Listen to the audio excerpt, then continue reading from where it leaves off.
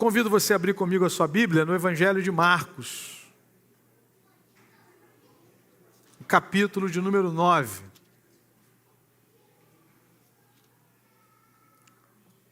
Marcos 9,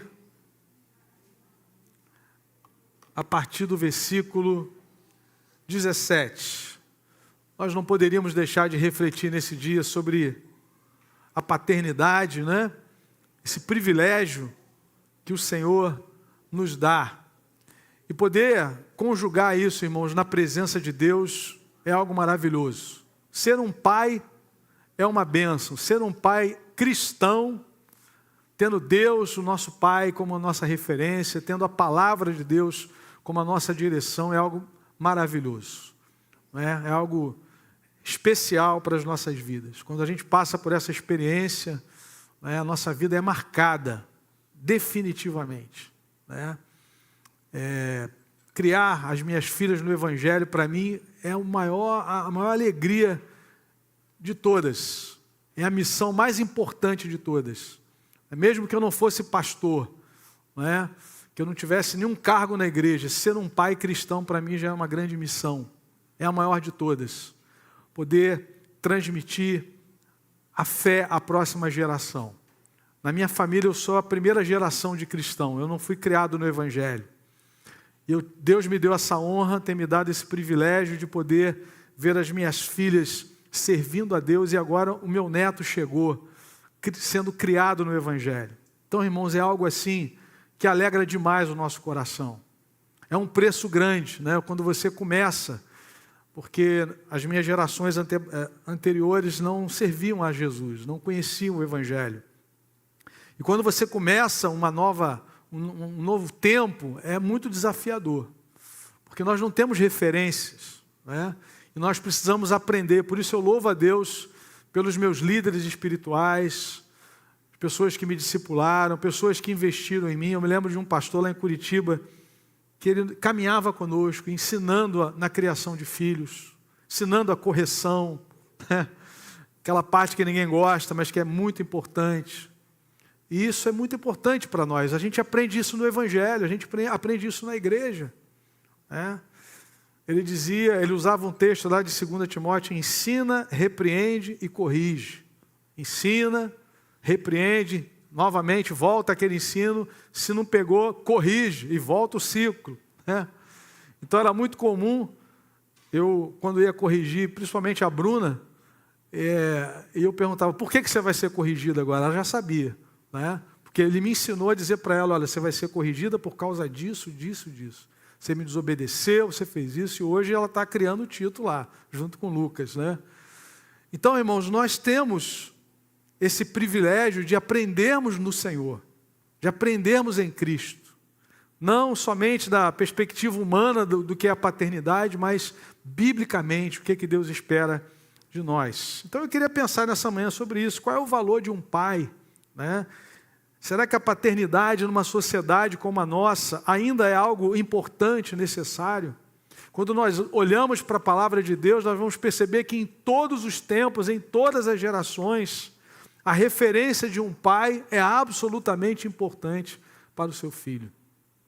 O apóstolo Paulo diz aos Coríntios que são os pais quem tesouram para os seus filhos, segundo aos Coríntios 12:14, e não o contrário.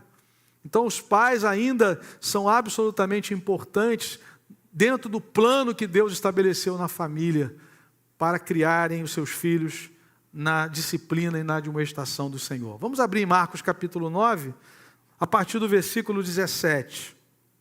A Bíblia diz assim: um homem, interessante que não aparece aqui nem o nome dele, no meio da multidão, respondeu: mestre, eu te trouxe o meu filho, que está com o espírito que o impede de falar. Onde quer que o apanhe, joga-o no chão. Ele espuma pela boca, range os dentes e fica rígido. Imagina esse quadro, amados irmãos. Pedi aos teus discípulos que expulsassem o espírito, mas eles não conseguiram. Respondeu Jesus: ó geração incrédula, até quando estarei com vocês? Até quando terei que suportá-los? Tragam-me um menino. Então eles o trouxeram. quando o espírito viu Jesus, imediatamente causou uma convulsão no menino. Este caiu no chão e começou a rolar, espumando pela boca. Jesus perguntou ao pai do menino: há quanto tempo ele está assim? Desde a infância, respondeu ele. Muitas vezes esse espírito tem lançado no fogo e na água para matá-lo. Mas se podes fazer alguma coisa, tem compaixão de nós e ajuda-nos. Se podes, disse Jesus, tudo é possível àquele que crê. Imediatamente, o pai do menino exclamou: creio, ajuda-me a vencer a minha incredulidade. Quando Jesus viu que uma multidão estava se ajuntando, repreendeu o espírito imundo, dizendo: espírito mudo e surdo, eu ordeno que o deixe, nunca mais entre nele. O espírito gritou, agitou violentamente e saiu. O menino ficou como morto, ao ponto de muitos dizer: ele morreu. Mas Jesus tomou-o pela mão e o levantou, e ele ficou de pé. Louvado seja o nome do Senhor Jesus. Amém? Irmãos, paternidade não é somente reprodução, né? Paternidade que Deus espera de nós, ela é responsável.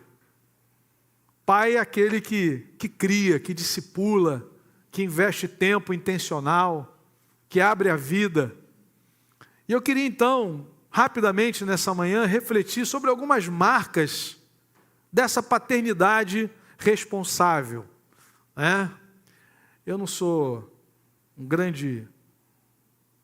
uma pessoa que tem muita criatividade assim na mensagem, mas hoje eu preparei um acróstico aqui com 3 palavrinhas, né? Com a palavra pai, baseado nesse texto. Então eu queria pensar em 3 marcas que são indispensáveis na paternidade. A primeira delas é a presença. Então, quando nós olhamos para esse texto, nós percebemos que esse pai que busca o Senhor Jesus, ele era alguém presente na sua casa, e nós vamos perceber por quê. Qual era o contexto aqui, irmãos? Nos versículos anteriores, nós temos Pedro, Tiago e João sendo levados com Jesus para o Monte da Transfiguração. E ali, Jesus é transfigurado diante deles. Marcos é o único que registra que as vestes de Jesus ficaram tão brancas que nenhum lavandeiro da terra poderia provocar aquela brancura. Diz o versículo 3 do capítulo 9. Suas roupas se tornaram brancas de um branco resplandecente, como nenhum lavandeiro no mundo seria capaz de branqueá-las. Não haveria homo, vênice e afins que tornasse aquelas vestes tão brancas como as de Jesus. Ao mesmo tempo, aparecem Elias e Moisés naquele contexto ali. Esse é um texto profético histórico, né? Porque ali nós temos Moisés representando a lei, Elias representando os profetas, Pedro, Tiago e João representando a igreja, e Jesus no centro de tudo. Jesus como centro da história da redenção, como centro da história humana. Do que eles estavam falando? Lucas registra no seu evangelho que eles estavam falando da partida de Jesus para Jerusalém e da sua morte. Então esse era o ambiente, lá no monte, adoração, rendição, contemplação da glória de Deus. Pedro fica tão perplexo, sem saber o que fazer, desconcertado, que ele diz: Senhor, bom é estarmos aqui, vamos ficar aqui. Vamos fazer 3 tendas, uma será tua, uma para Moisés e uma para Elias. Para a gente nem precisa, a gente só quer assistir esse espetáculo. A gente só quer ver essa maravilha. Foi uma antevisão da glória de Jesus, uma antecipação de Jesus glorificado, transfigurado. E aí, irmãos, a Bíblia diz que num determinado momento, todos eles foram embora, Elias sumiu junto com Moisés. Aqui é mais uma confirmação bíblica de que não existe reencarnação. Elias veio como Elias e Moisés veio como Moisés mesmo. E aí a palavra do Senhor diz no verso 8, esse versículo é tremendo: repentinamente, quando olharam ao redor, não viram mais ninguém a não ser Jesus. não viram mais ninguém a não ser Jesus. Moisés e Elias foram instrumentos de Deus na história, mas o centro de tudo, como nós cantamos nessa manhã, é Jesus. Só que aí, irmãos, eles descem lá para o pé do monte. E o que encontram lá no pé do monte? Essa cena que nós acabamos de ler. Enquanto eles estavam lá em cima, desfrutando daquela glória bendita, maravilhosa, no pé do monte, tem um pai desesperado. Tem um pai angustiado. E o pior é que a Bíblia diz que ele procura os discípulos, aqueles que não subiram, e eles não deram conta daquilo. E aí ele procura o Senhor, no versículo 17, nós começamos a ler daí, um homem no meio da multidão. Ele está no meio da multidão, mas agora, para que ele pudesse estar na presença de Deus, ele tem que sair do meio da multidão. Deus nos conhece pessoalmente. E ele então se apresenta e diz: mestre, eu te trouxe o meu filho. E ele começa a relatar o estado espiritual daquele menino. E ele começa a relatar todas as crises, e toda a duração desse drama, e toda essa batalha enfrentada por essa família. Então nós vemos aqui, irmãos, a primeira marca dessa paternidade responsável é a presença. Esse homem era um pai presente. Esse homem não terceirizou, mesmo com todas essas dores, ele não terceirizou o acompanhamento do seu filho. Ele estava ali. No filme Corajosos, talvez muitos aqui já viram, nós vimos uma vez juntos aqui na igreja, antes de assinarmos o termo ali de homens de coragem. Alguns homens vieram aqui, nós assistimos, já é um filme antigo, um filme cristão, que trabalha muito a questão da liderança do homem cristão dentro da sua família. E há uma forte ênfase ali sobre a paternidade responsável. Num determinado momento do filme, há uma relação direta entre a ausência de paternidade, há um destaque entre a relação que há entre a ausência da paternidade e a delinquência dos filhos. Ausência paterna. Às vezes ele está ali fisicamente, mas ele não está presente. Ele não tem intencionalidade no discipulado, no acompanhamento. E a ausência paterna não é o que nós vemos aqui nesse texto. E a prova disso, irmãos, é que Jesus faz uma pergunta para esse pai. E toda vez que eu leio essa pergunta de Jesus, isso me fala muito ao coração.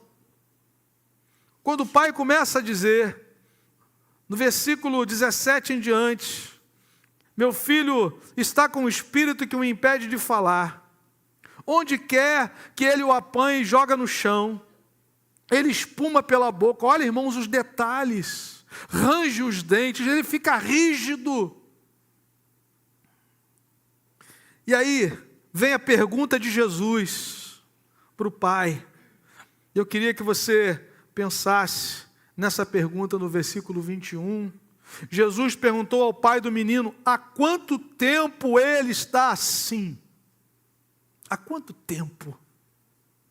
E ele responde: desde a infância. Irmãos, essa não é a resposta de um pai ausente, um pai indiferente, preocupado somente com a sua carreira, preocupado somente com as cifras na sua conta, preocupado com os interesses desse mundo. Ele não responderia isso.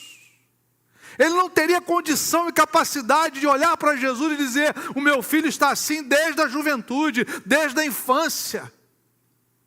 Porque eu estou ocupado demais para ganhar dinheiro e perder a minha casa. Porque eu estou preocupado demais em ganhar o mundo e perder a minha família. Esse homem consegue responder, porque ele estava ali, vivendo cada dia aquele drama, vendo o filho espumando, vendo o filho rígido, enrijecido, sem poder falar, porque o espírito tomava, e ele já não suportava mais esse quadro. E graças a Deus que ele procurou na pessoa, a única pessoa nesse planeta que pode libertar-nos espiritualmente de todas as amarras do inferno. Louvado seja o nome do Senhor. Há quanto tempo o seu filho está assim? Há quanto tempo a sua filha está assim? Fechado, trancado no quarto.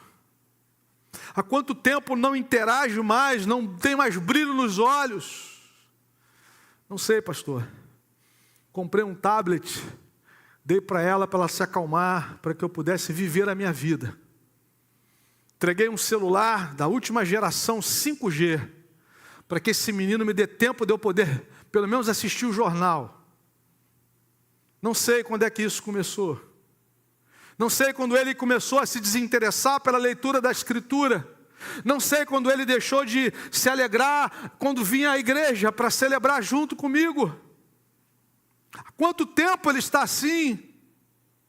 Um pai que não é presente não consegue responder isso para Deus. Irmão, Deus nos chama para a paternidade responsável em nome do Senhor Jesus. Esse é o maior legado que a gente pode deixar.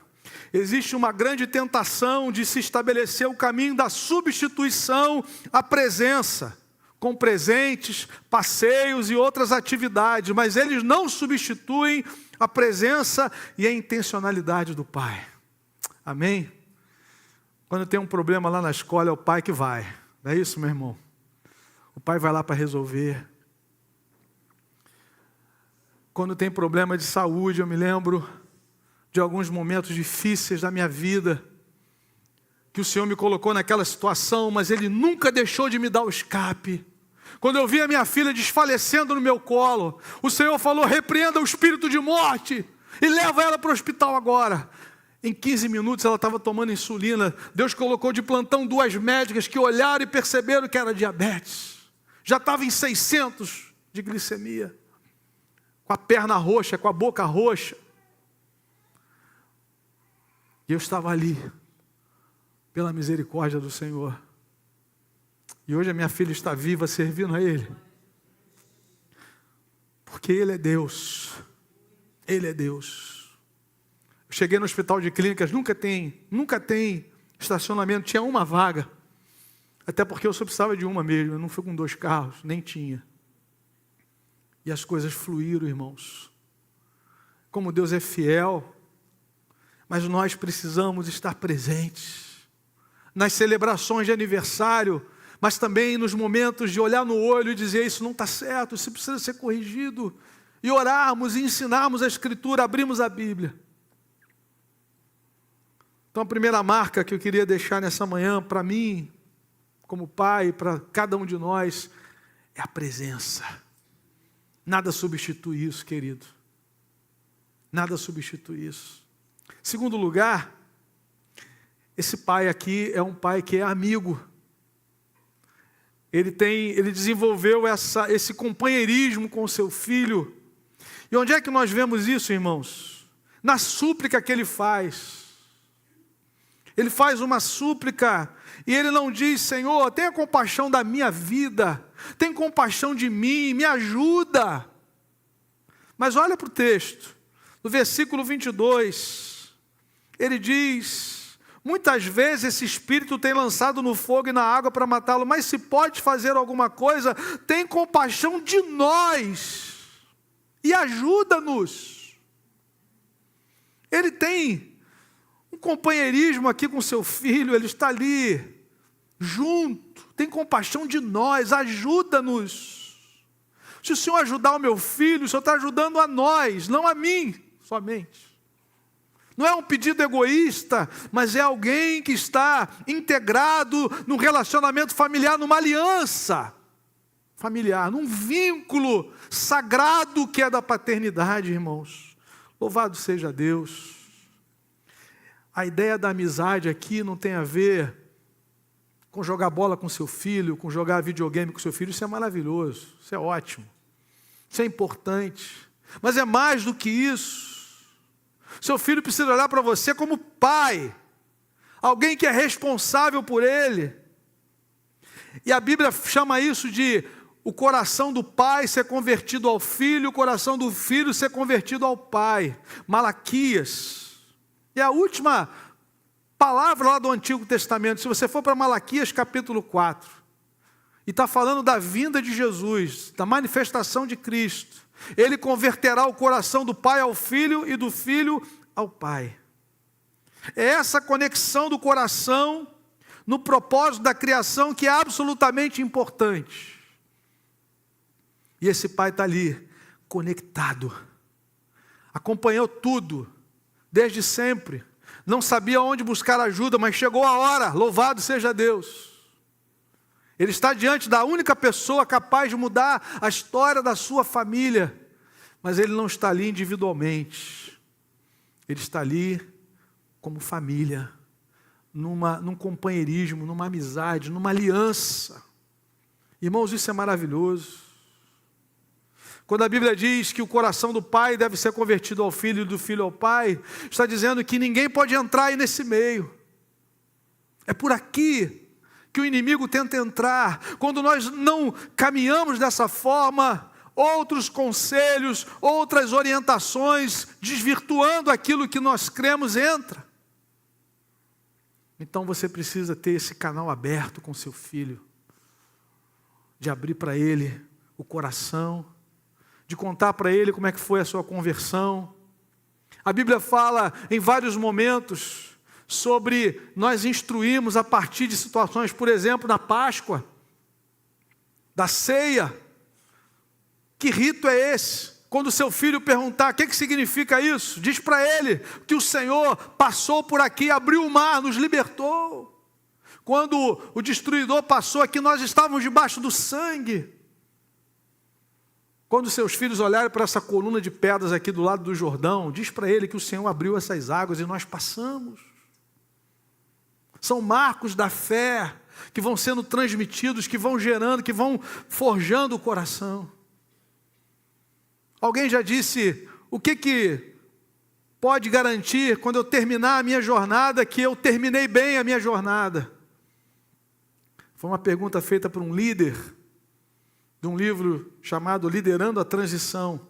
Ele falou assim, olha, se eu conseguir transmitir a minha fé para a próxima geração, eu vou em paz. Se eu conseguir transmitir a minha liderança para o próximo, se eu preparar um outro líder, também é maravilhoso. Mas se eu conseguir transmitir a minha fé à próxima geração, isso não é possível à distância.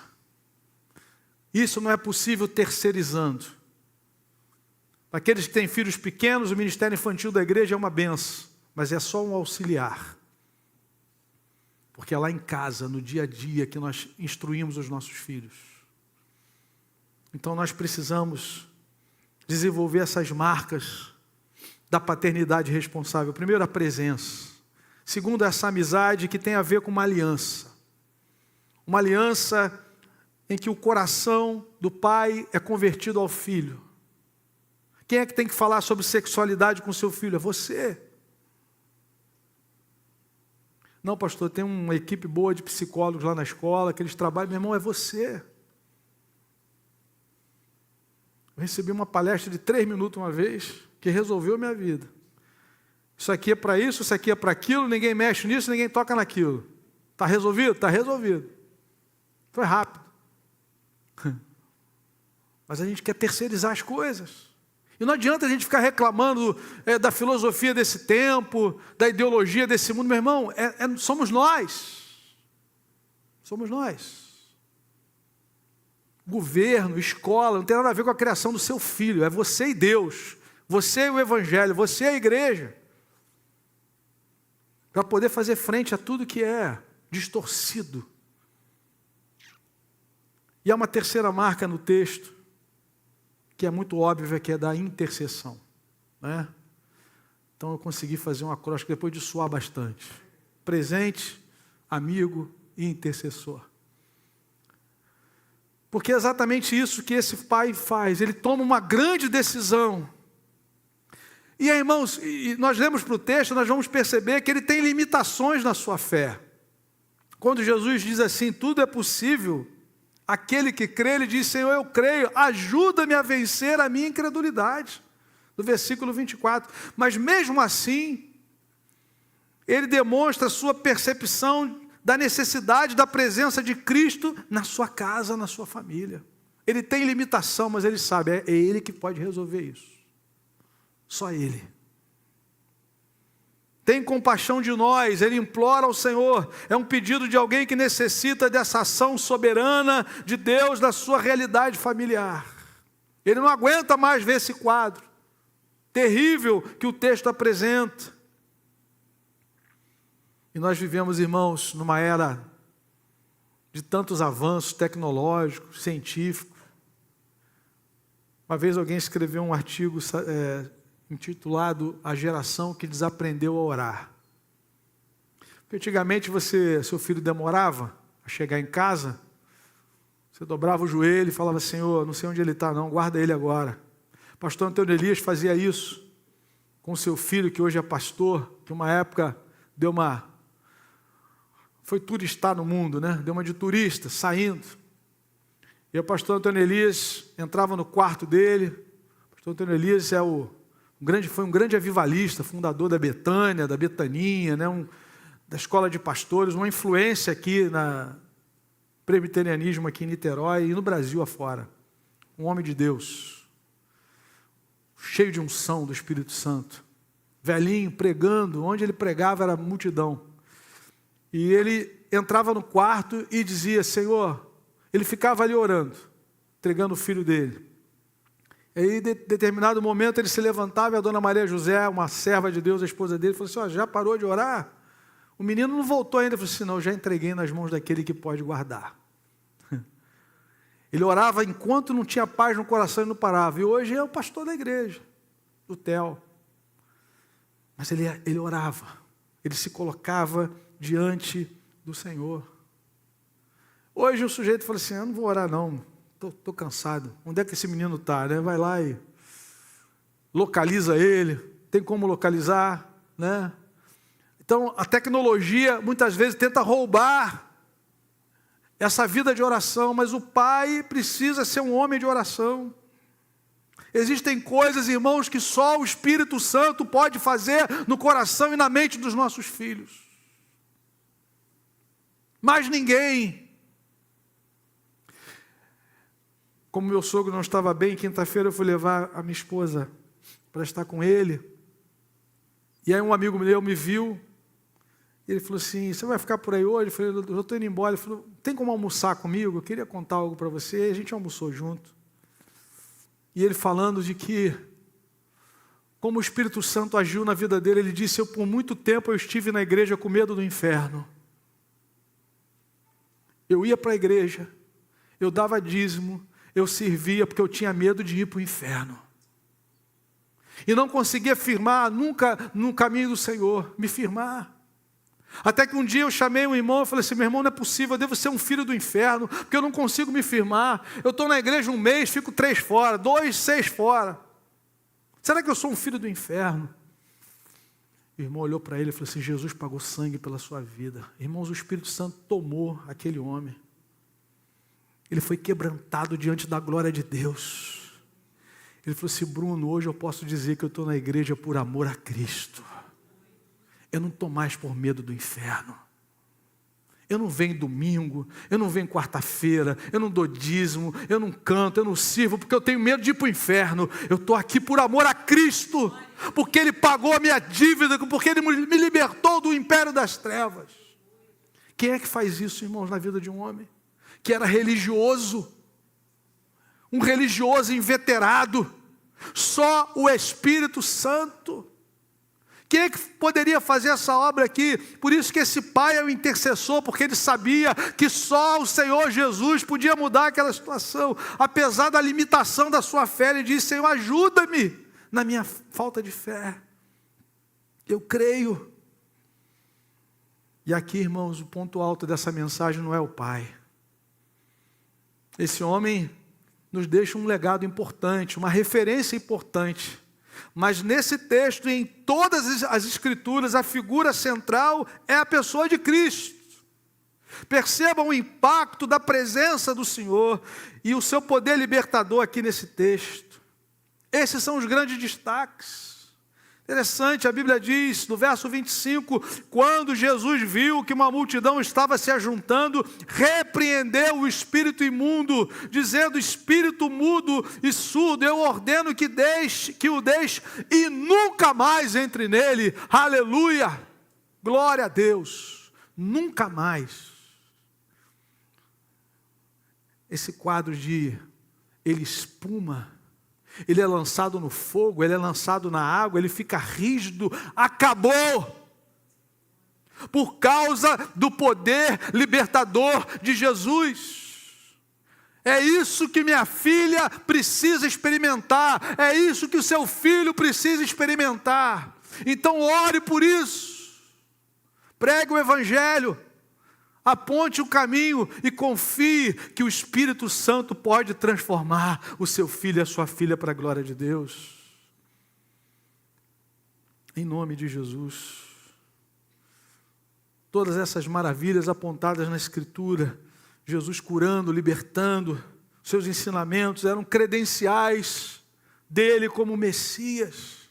Por isso Jesus operou essa maravilha aqui, para ficar evidenciado que ele é o Cristo, o Filho de Deus, que veio para destruir as obras do diabo.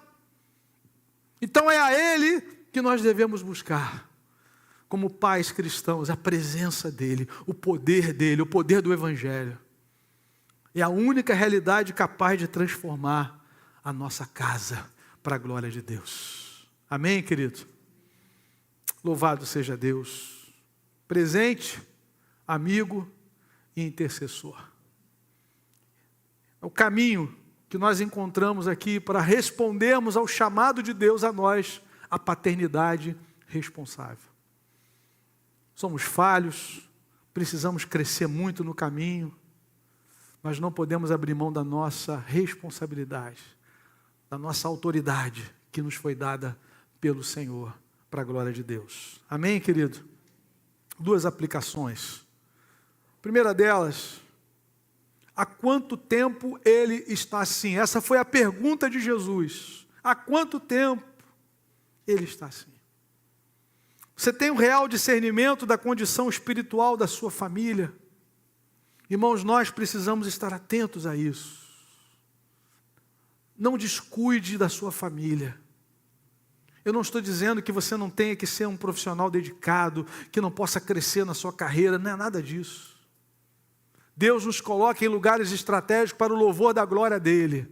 Nós só não podemos descuidar da nossa casa, que é a base de tudo. Nós não queremos ganhar o mundo e perder a família. Nós não podemos descuidar disso. Vai chegar um tempo que ele vai ficar meio manhoso, não quer vir. Traz. Está vivendo debaixo da sua autoridade? Traz. Ore para que seja com alegria, ore para que o Espírito Santo opere, mas traga para ouvir a palavra e ensine no seu dia a dia. Ele precisa dessa integração da família. Tem criança que ela determina se vem à igreja ou se não vem mais. Tem filho que ele que está dizendo. O pai já perdeu a mão e já terceirizou isso. Irmão, nós vamos prestar contas a Deus da nossa paternidade. Nós não podemos abrir mão disso. Chega um momento que não dá mais. Aí você já fez o que tinha que fazer. Então confie. Mas não abra mão do seu papel de líder da sua família, em nome de Jesus. Há quanto tempo ele está assim? Essa pergunta me vira e mexe, vem. E a resposta é desde a infância. Ele sabia, porque ele estava ali presente.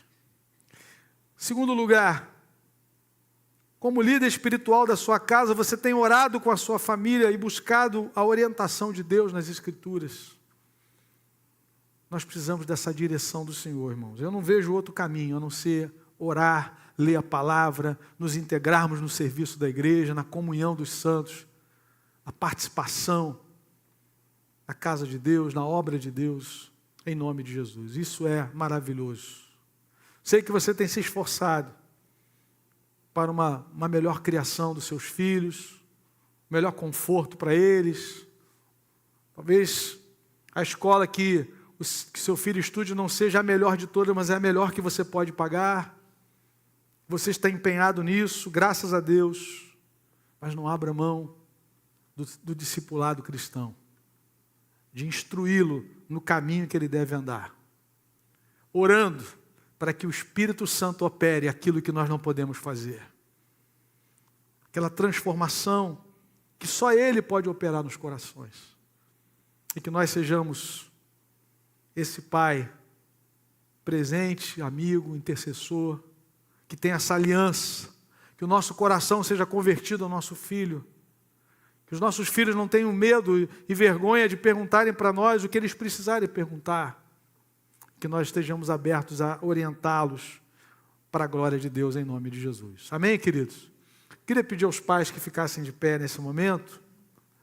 Nós vamos orar juntos. Tem uns aí que já tem cabecinha branca, cabelos brancos, outros nem tantos cabelos. São pais chamados e amados por Deus. Irmãos, Deus não nos dá uma tarefa sem nos habilitar, sem nos capacitar. E à medida que eu estava falando e você foi vendo a exposição do texto, pensando na sua família, e certamente você chegou à mesma conclusão que eu, né? A mesma conclusão que eu cheguei, que é um desafio muito grande. Que nós precisamos demais da sabedoria de Deus, que nós precisamos demais da instrução, da ação do Espírito Santo. Então vamos perseverar nisso. Graças a Deus que nós não estamos sozinhos, né? Olha quantos pais aí.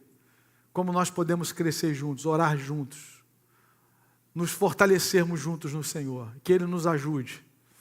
Que Ele nos ajude a sermos uma referência para os nossos filhos, que os nossos filhos amem ao Senhor e as gerações seguintes amem ao Senhor, adorem ao Senhor, para a glória de Deus. Amém?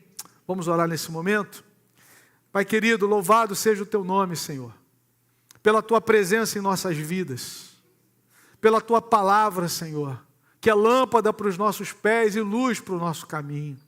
De uma forma especial, eu quero Te louvar por esses pais que aqui estão nessa manhã, homens de Deus, servos do Senhor, que foram colocados em suas famílias como referência, como líderes, ó Pai, para instruírem os seus filhos no caminho que devem andar, Senhor amado. Obrigado por nossas esposas também ao nosso lado, nessa missão, Pai querido. Obrigado pelas nossas famílias, pelos nossos filhos. Que privilégio o Senhor tem nos dado, Pai, de criarmos os nossos filhos nos caminhos do Senhor. Bendito é o Teu nome, Senhor. E nós pedimos, ó Pai, que nós sejamos pais responsáveis, que desfrutemos com alegria desse privilégio, mas que, ó Pai, possamos usar também a autoridade que nos foi dada, Senhor. Que Satanás não tenha vitória sobre os nossos lares em nome de Jesus. Que os nossos relacionamentos familiares sejam guardados e fortalecidos em Cristo Jesus, pelo poder do Espírito Santo, para a glória do Teu nome, Senhor. Pai, aqueles filhos que ainda não se renderam ao Teu amor, ou que estão afastados da comunhão da Tua casa, que o Teu Espírito opere nessas vidas, Pai, para a glória e honra do Teu nome, Senhor.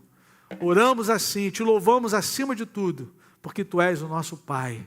Por meio da obra de Cristo, tão somente por essa obra, nos tornamos filhos de Deus. Aqueles que creem se tornam filhos de Deus, creem em Jesus, é assim que a Tua palavra nos ensina.